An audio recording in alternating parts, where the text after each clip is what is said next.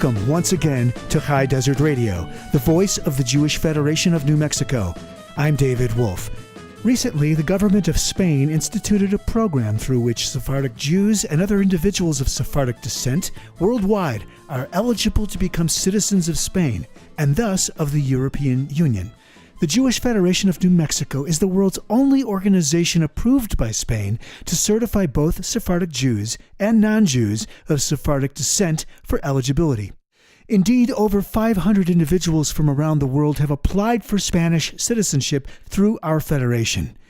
In this episode of High Desert Radio, Dr. Sara Koplik, the Federation's Director of Community Outreach, sits down with attorney Luis Portero de la Torre of Spain to discuss the program and the Jewish Federation of New Mexico's global impact. To learn more or to apply for Spanish citizenship, please visit our Sephardic Heritage Program website at sephardiccertificate.org. Hello, my name is Sara Koplik, and I'm the Director of Community Outreach at the Jewish Federation of New Mexico. Today, we're here with Mr. Luis Portero de la Torre, who is an immigration lawyer from Spain. And today we're talking about a law that was passed in 2015 that enables Sephardim, people who have Spanish Jewish heritage, and their descendants to obtain Spanish citizenship for a 3-year period.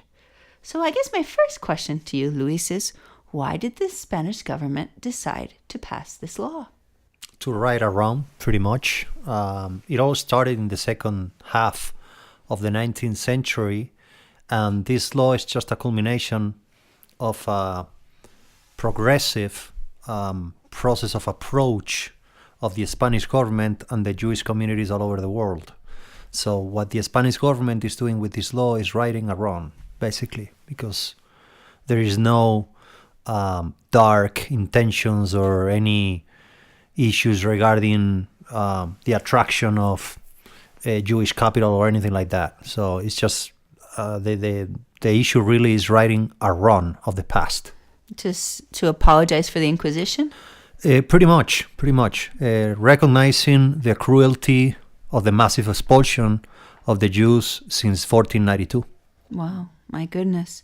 And I know from, as a historian, I know that the Spanish government certainly protected Jews in Egypt and in Greece in the 1948. In December of 1948, they approved that a royal decree to protect families, Sephardic families, from Egypt and from Greece. Wow, you're right. My goodness. And so this is a continuation of that. Correct. In a sense. Correct. And so there was a previous law, but it was more strict. Correct? A little bit before. The first law approved was in December of 1924. It was a royal decree approved in the Primo de Rivera dictatorship, which allowed during World War II to save thousands of lives from the Nazis. And this law, in the 30s, it allowed the Spanish government to grant the Spanish citizenship to 3,000 Sephardic Jews. And like I said, it also allowed many diplomats in Bucharest, in France, in Lisbon, in Salonika, in Budapest, to save thousands of lives of Jews who escaped from the Nazis. After that, in 1948, the Spanish government approved a royal decree to protect and give the Spanish nationality to many families from Greece and from Egypt. After that, in the 1980s, the Spanish government modified the civil code to allow Sephardic Jews to gain the Spanish citizenship by legally residing in the country for only 2 years, whereas the general rule is 10 years, a 10-year legal residence in Spain in order to apply for and obtain the Spanish citizenship. In 1987, the Spanish king declared for the first time in Temple Tiferet, Israel, in Los Angeles, that the massive expulsion of the Jews was cruel and unjust, and that came very close to an apology. In 1991, a very important award, the Príncipe de Asturias, the Premio Príncipe de Asturias de la Concordia, was awarded to the Sephardic communities all over the world, and that was a very emotional event for all the Sephardic communities all over the world. And I remember that the speech given by the representative of the Sephardic community was given in Ladino, in the Judeo-Español of the 15th century, the language that Cervantes spoke at the time. So like I said, this is a progressive process of approach of the Spanish government towards the Jews, and this law is a way of saying, we are sorry for what we did in the past. There's nothing we can do about it, because there's nothing they can do to repair the pain and suffering of the many families who were persecuted, killed, and expelled from the country. But at least it's a way of recognizing the pain and suffering and giving back the Spanish nationality to Spanish brothers, to Spanish Jewish brothers who were always Spaniards, but now have the right to recover the right to feel a Spaniard, the right to have the Spanish citizenship, because they've been always Spaniards, but this law is giving them back what they lost in 1492. It's extraordinary. I didn't realize it's almost 100-year history of real teshuvah, of, as we say, of returning, of making amends, and in that respect, I think Spain is. That we just don't know of anyone else, and Portugal, who have done that. Well, in a way, I'm very proud of my king, because the Spanish king, not only Philip VI, but also Juan Carlos I, already met many times with the leaders of the Sephardic communities all over the world. And the new king, Philip VI, has met with the leaders of the Sephardic communities at least 5 times. He's been king of Spain for only 2 years. So we're talking about a priority for the Spanish king, giving audiences, official audiences in the Palacio Real, in the Palacio de la Zarzuela, to the leaders of the Sephardic communities all over the world. It's not just politics, it's not just legislation, but also political gestures and royal gestures of, to the Jewish communities all over the world. Thank you. So 2 years ago, I met you when you came to Albuquerque for the first time. I remember. It was very cold. It was very cold, indeed. Of 16. And so since that time, the Jewish Federation of New Mexico has become involved, because we're one of the organizations that certifies individual Sephardi heritage. And what I found, and so part of my work at the Jewish Federation is to read people's genealogies and histories and learn their stories of their ancestors and all the way to current day of how that they've maintained Judaism. Not just for people who are openly Sephardi, but also for those who have a converso background, a crypto-Jewish background, who are forced to convert to Catholicism during the Inquisition times. And it's been very powerful. For me personally, it's been an extraordinary work. But I also want to ask you a little bit more about this process, because I think that there are a lot of people out there who are very interested in becoming Spanish citizens. So can you tell me a little bit more about who is eligible? Before I get into the topic, I'd like to add to my previous words that this law would have not been possible without the intervention of a few people who were very important to the approval of the law. Isaac Kerub, president of the Federation of Spanish, of the Jewish Federation of Spanish Communities, Alberto Ruiz Gallardón, former Minister of Justice, and Gabriel Elorriaga, former congressman of the Popular Party, which is the government party in Spain, were 3 key persons in the approval of this law.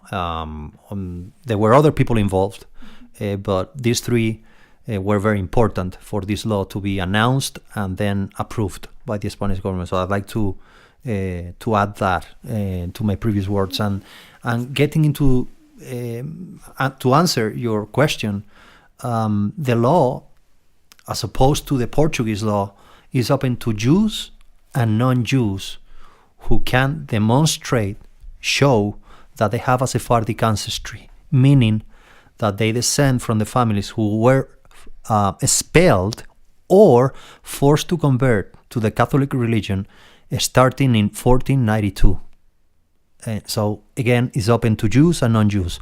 Portugal opens its arms to Jewish people who can show that they descend from Orthodox Jewish families who were expelled from Portugal in 1497.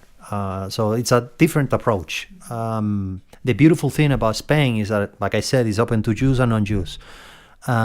Portugal forgot that there is a big community of conversos who have the right to claim the Portuguese or the Spanish citizenship. And I am glad that the Spanish government took this into account, because this is very important. Basically, you have to show that you have Sephardic ties, that you have Sephardic ancestry. And in order to do that, the best way of doing it is by getting a certificate proving your Sephardic heritage signed by the President of the Federation of Jewish Communities of Spain, or signed by the President and or Rabbi of a Jewish community. And this is where the Jewish Federation of New Mexico comes to play a key role in this process, because the Jewish Federation of New Mexico is able to certify by means of a letter signed by the President and Rabbi of the organization that an applicant qualifies to apply for the Spanish citizenship because he or she has a Sephardic ancestry. The Jewish Federation of New Mexico is the only organization in the world, together with the Asociación Israelita de Venezuela, which is certifying the Sephardic ancestry to non-Jews who descend from Jewish families who were expelled or forced to convert to the Catholic religion. The only two organizations in the world doing it, other than the genealogists in Israel who are working in this process too, including Professor Dova Cohen at the University of Bar Ilan in Israel, or the Instituto de Estudios para Anusim at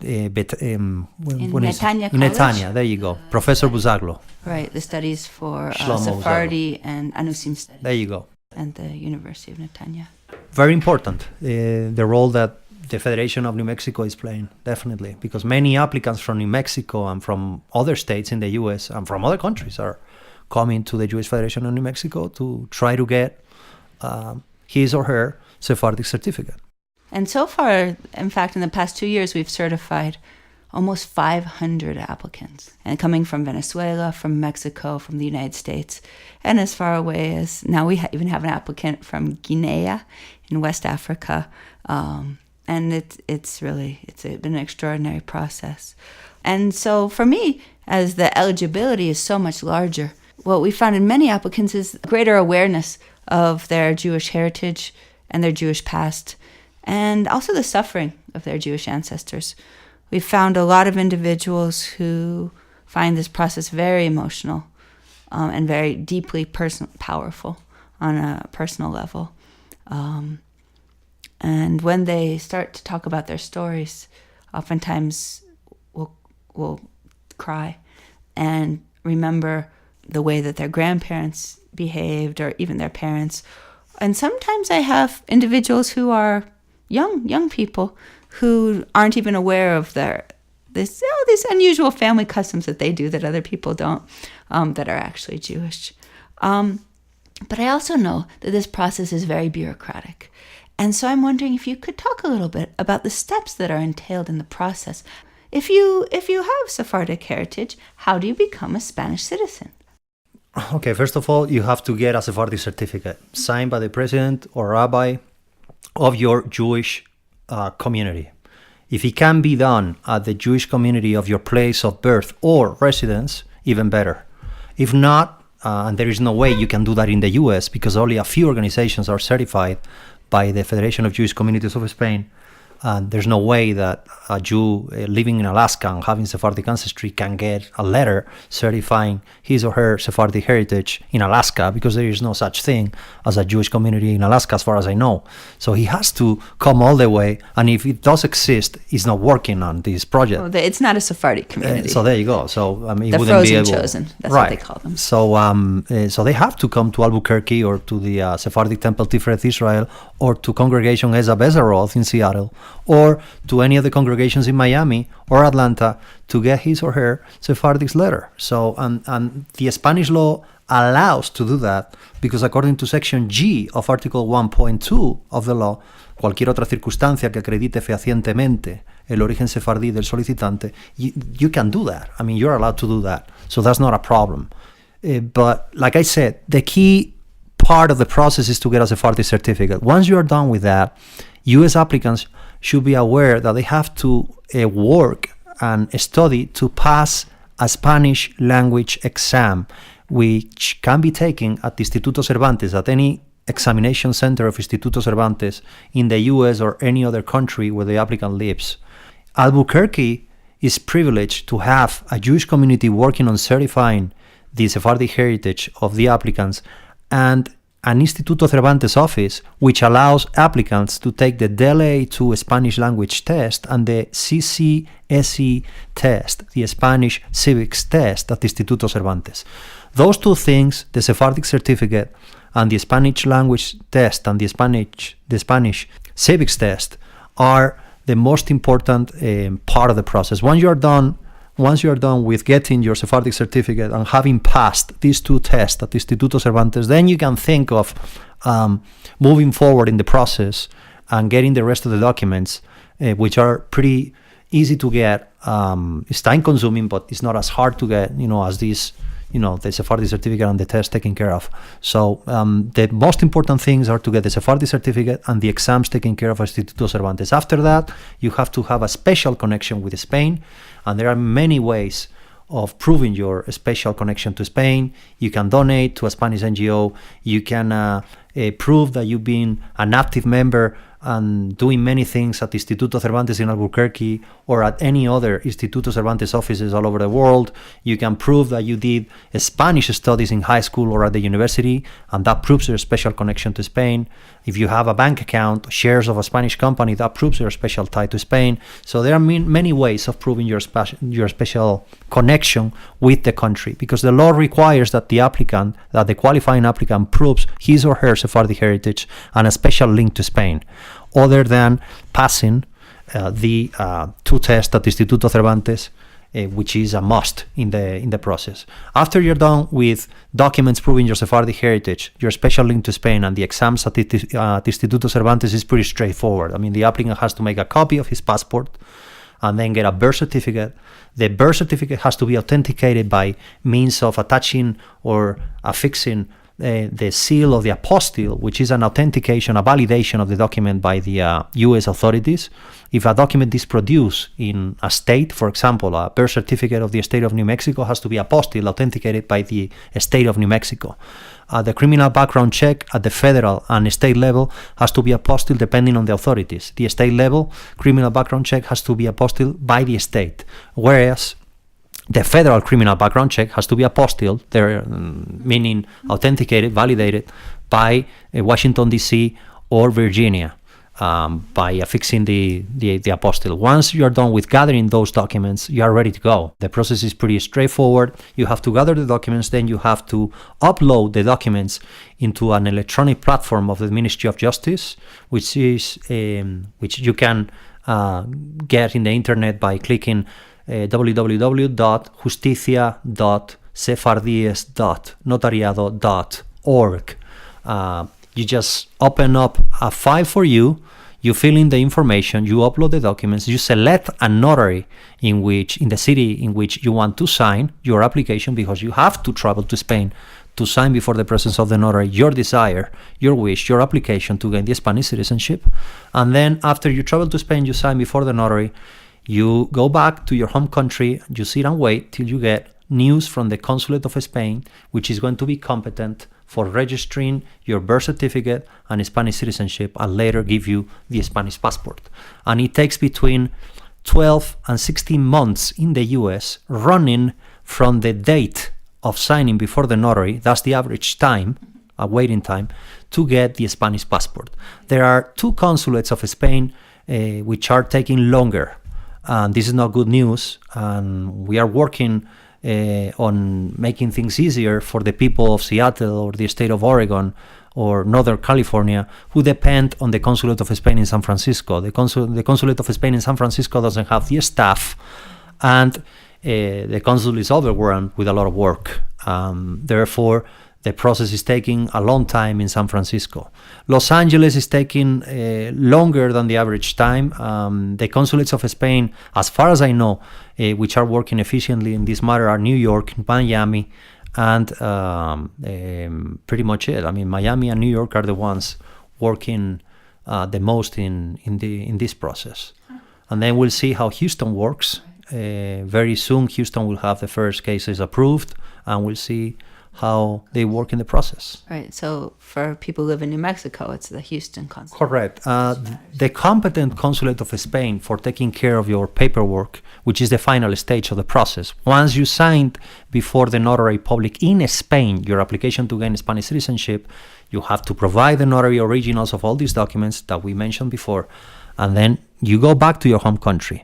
What happens is that you're going to get an email or a letter sent by the competent consulate of Spain to inform that the applicant has been granted the Spanish citizenship and that he or she has to appear before the consulate of Spain in order to take care of the final paperwork and pledge allegiance to the Spanish king, obedience to the Constitution and Spanish law prior to receiving the Spanish passport. My goodness.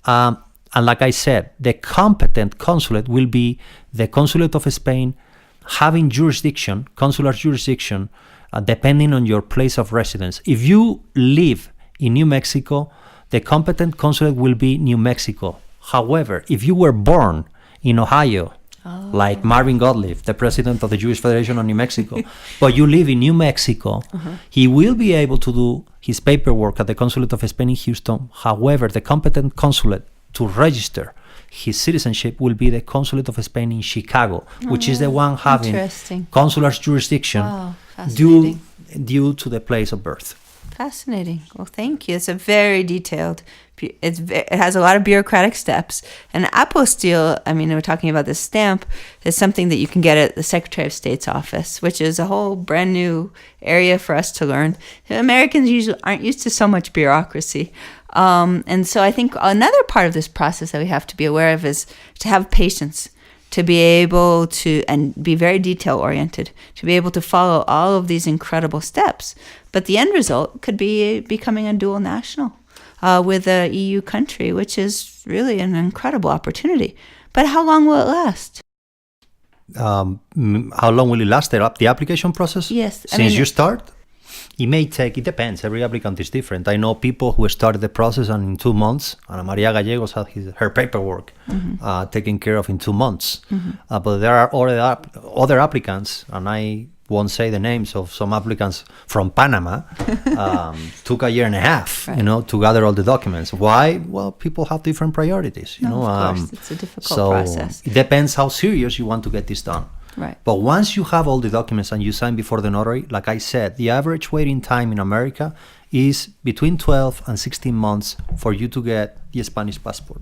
So, but also, doesn't the law expire on October 1st it of expires, 2018? Correct. The law opened a window, a 3-year window opportunity to file applications starting on October 1st, 2015 and ending on October 1st, 2018. However, the Ministry of Justice is already working on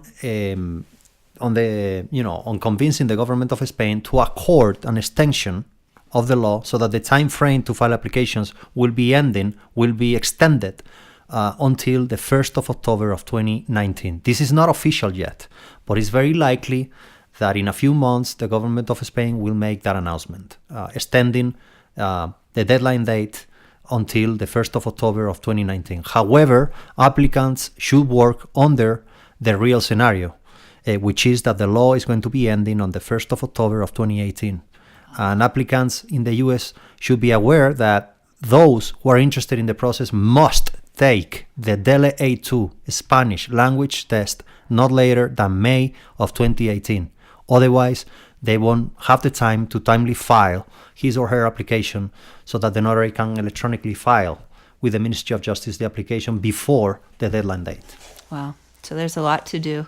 And also so that you have to take all your tests by May, and then it takes until, August to receive the results? Correct. It takes between 2-3 months to Mm-hmm. get the results, the DELE A2 results, and therefore, if you're going to get your results by the end of August, you have 1 month prior to the expiration of the law. So there's a lot of work to do. How many clients do you currently have, Luis? I have a few. I would rather keep the name to myself. Okay. But all I can say that statistically speaking, the Spanish government, as of July 17, 2017, has approved 1,082 citizenships so far. That number has probably increased to close to 2,000 applications, I'm sure. I will be getting the official statistics, the most recent official statistics pretty soon. However, like I said, as of July of this year, the government of Spain already approved 1,082 Spanish citizenships, and 1,500 signed before the notary are awaiting a decision by the Ministry of Justice, and I am sure that those will be granted too. I can say that Venezuela is the number one country in the world with 222 Spanish citizenships as of July 17, 2017, and that the US is the fifth country in the world with close to 100 Spanish citizenships as of July of this year. So that's still a small number. It's a small number, but 8,000 people have initiated the process to sign before the presence of the notary, and most of them will close the process and will be signing before the notary. So we're talking, my guess is that 12,000 people will have the time to file their applications to gain Spanish citizenship, and that will be the number. Wow. By the end of the process, we will be having close to 10,000 Spanish citizenships approved. Wow, my goodness. But was the government expecting many more people, or is that what they're expecting, about 10,000? The Spanish government at the very beginning, before the law was approved, Alfredo Prada, which is he is the president of the Justice Commission in the Spanish Congress. He was the president of the Justice Commission, the Justice Committee, the Spanish Congress back in June of 2015, estimated that the Spanish government would get between 90,000 and 190,000 applications. Wow. The number was significantly reduced by the Federation of Jewish Communities of Spain, which thought at the time that the law would not allow more than 40,000 applications to be filed, because it's not easy. I mean, you have to pass exams and you have to have a real commitment in order to acquire the Spanish citizenship. It's not easy to prove your Sephardic ancestry. It's not easy to pass the test at Instituto Cervantes, and it's time consuming and it costs money. I mean, to gather all the documents, to legalize the documents, sign before the notary costs money. An applicant can expect to spend between $4,000 and $5,000 if he or she wants to get the Spanish citizenship. So. Wow. Not many people can afford to do that. Indeed. Unfortunately, that's the way it is. That's fascinating. But I know it's a little bit simpler process for children and easier process. Do you want to? Oh, yeah. Children have a tremendous opportunity because they don't have to take any test at Instituto Cervantes.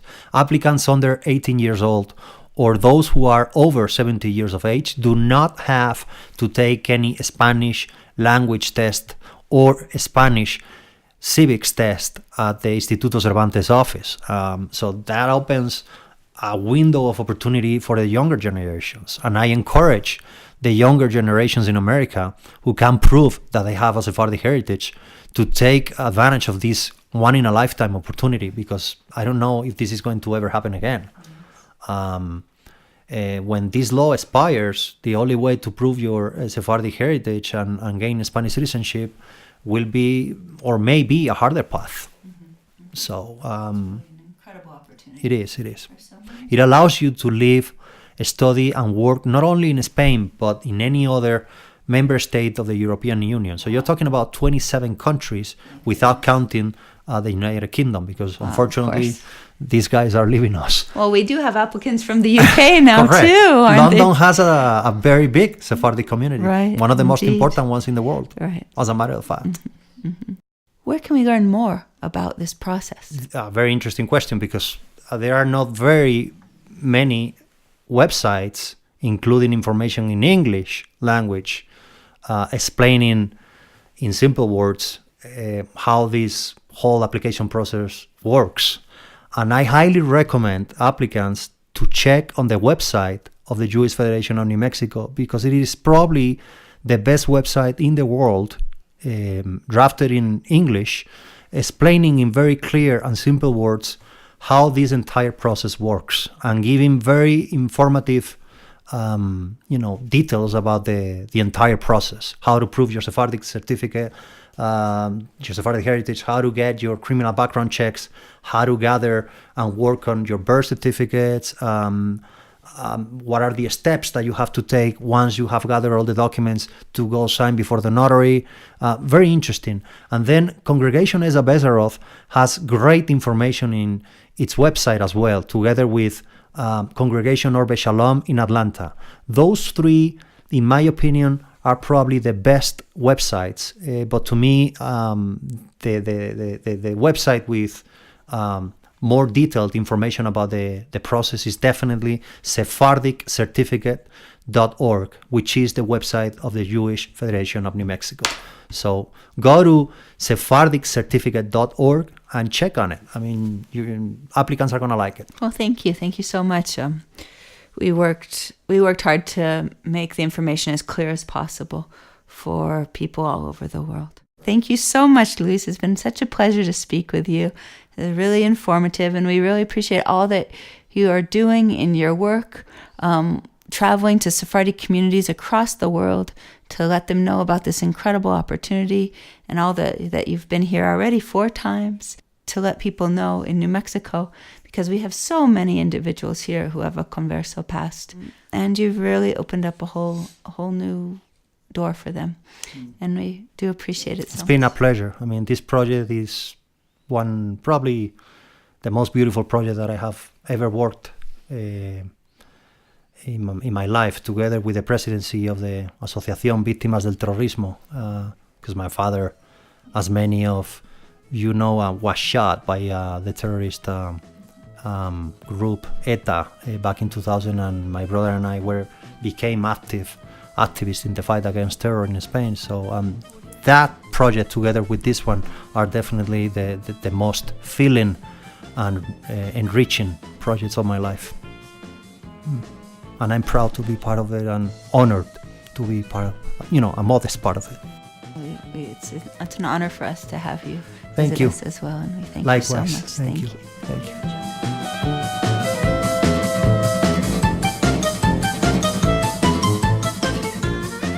That's it for this edition of High Desert Radio. Thanks so much for listening. High Desert Radio is the voice of the Jewish Federation of New Mexico.